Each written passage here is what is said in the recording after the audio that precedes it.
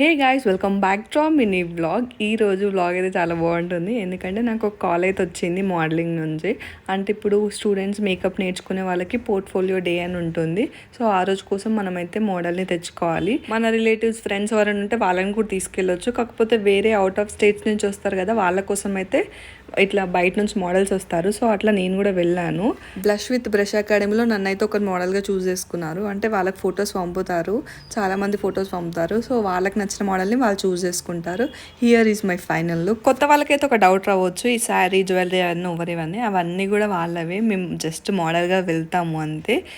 Sari, jewellery, accessories ఏమున్నా కూడా వాళ్ళే చూసుకుంటారు. Sari draping, hair style, makeup అయిపోయాక లాస్ట్కి అయితే ఫోటోషూట్ జరుగుతుంది. అదే ఈ వీడియో.